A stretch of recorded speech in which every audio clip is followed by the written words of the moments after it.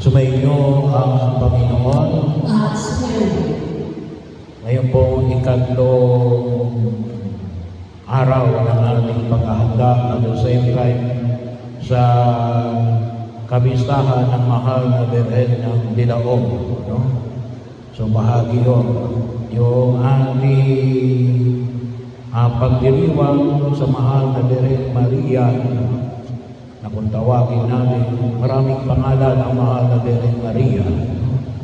Yung ating parokya ay sa pangalan na Nuestra Señora de la Natividad. So, pagpapahayag ng kanyang kapanganakan.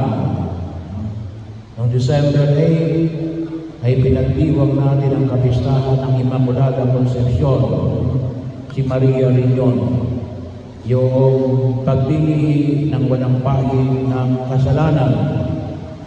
Noong December 12, ay pinagdiwang natin ang mahal na Birhen na Guadalupe,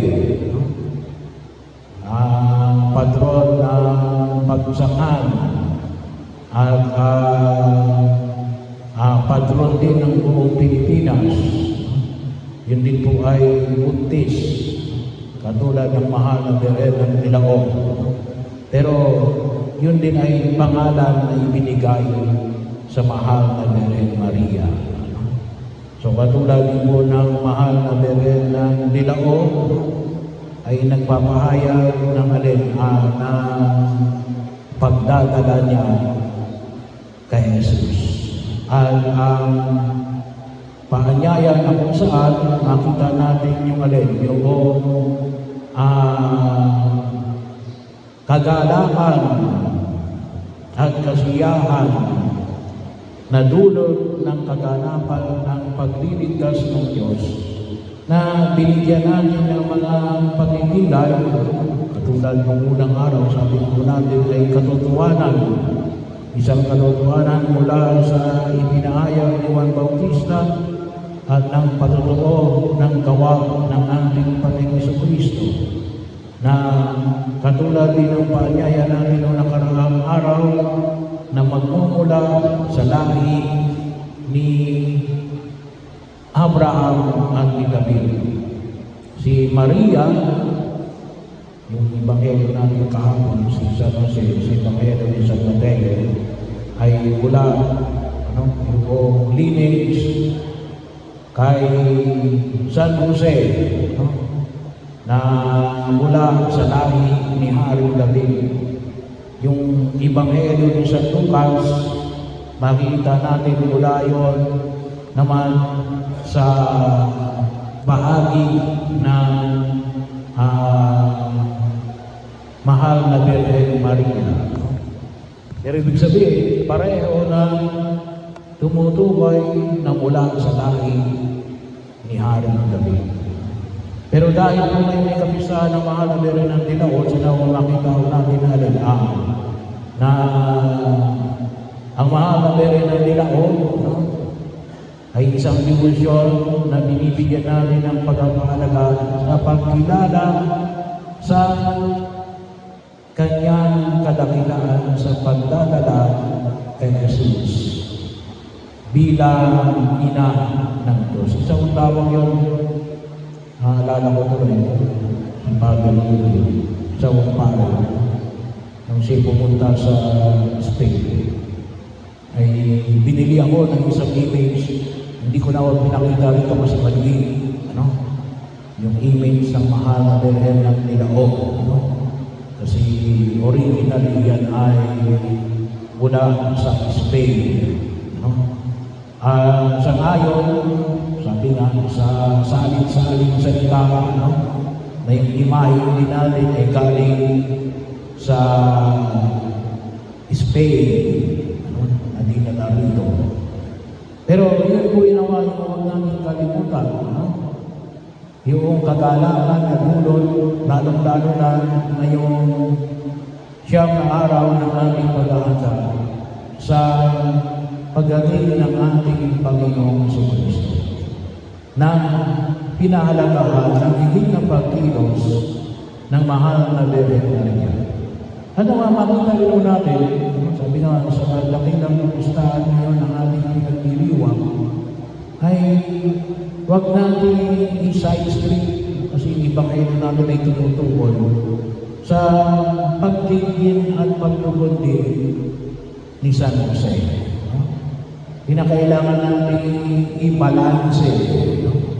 At isa rin yung magandang binigyan ng pansin ni Pope Francis ay yung halaga na ipinakita sa pagtugon sa paanyaya ng Diyos ni San Jose. Kaya mo kamakailan ay nagdiwang tayo ng Jubilee year din ni San Jose. At ang ebanghelyo natin ngayon sa araw na ito'y tinutukoy sa hindi lamang sa pagtugon ni Maria, ngunit sa pagtugon din ni San Jose. Kasi walang kwenta yung pagtugon ni Maria kung hindi tinugunan ni San Jose. Bakit? Kasi bakit yung pinakita natin? Sana nga gusto ni San Jose na sabi nga siya'y matuwid na tao. Ang gusto niya sana iwalayan na lamang si Maria. So, abandonment. Para bakit gusto niya iwalayan si Maria? Sapagkat bahagi yun sa tao matuwid kapag tinanong siya kung kanino yung dinadala ni Maria at kapag sinabi ni San Jose na hindi amin yan. Ngayong panahon na ito, yung lipunan natin ay maluwag. Pero 2,000 years ago, hindi ganun kaluwag. Sa pagkakunawa ng mga Israelita, kapag nakita na ikaw ay nagdadalang tao maliban na ang iyan ay hindi mula doon sa iyong asawa, ikaw ay ituturing na nakikiapit. At ang itinuturing na nakikiapit ay mayroong kaparusahan. Ano yung kaparusahan? Ang kaparusahan ay kamatayan. Ang batuin hanggang mamatay. Kaya napakahalaga rin kung gano'ng kahalaga yung pagkilos ng mahal na Birhen Maria, huwag natin kalimutan yung kahalagahan na ipinakita ni San Jose.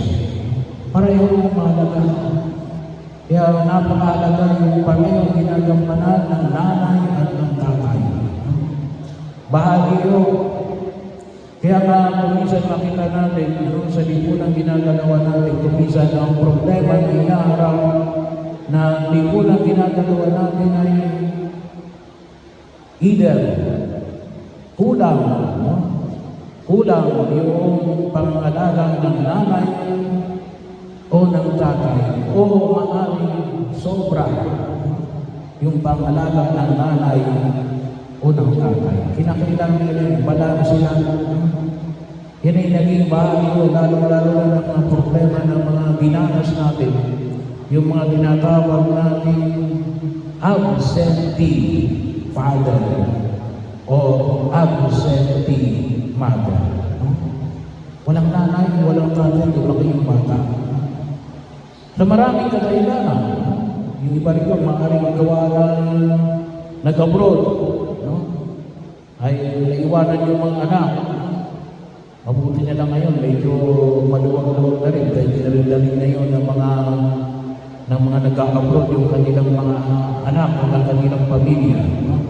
Pero dumanas tayo natin, ang nag-abroad lamang ay either nanay o tatay o pareho. Ang naiwanan yung mga anak sa mahabang panahon.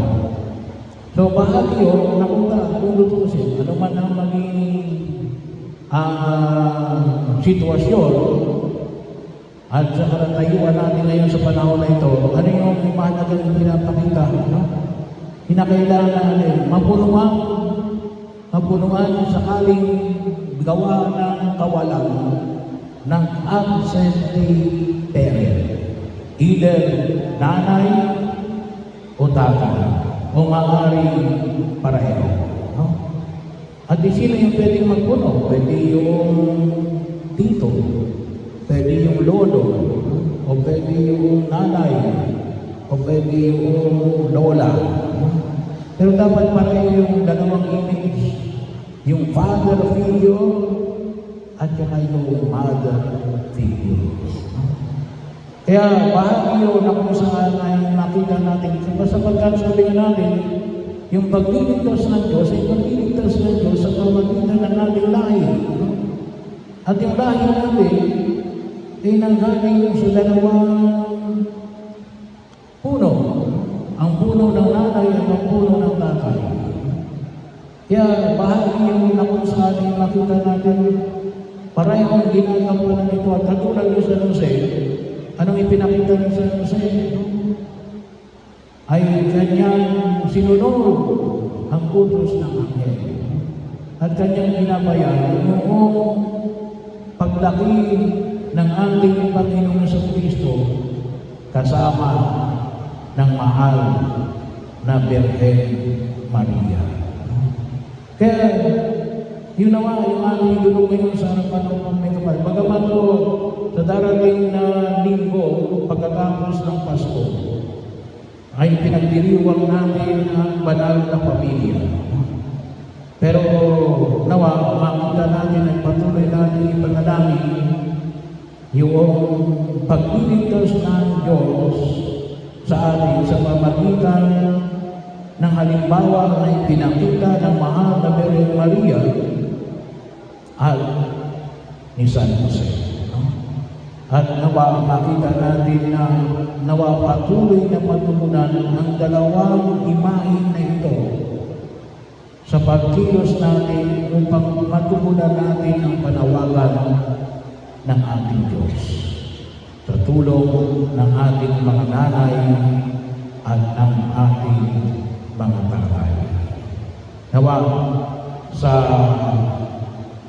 pangangalaga ng mahal na Birhen Maria at ni San Jose ay matugunan natin ang tunay na halaga ng paghubo ng bawat tao upang makatulong tayo sa panawagan ng ating Diyos.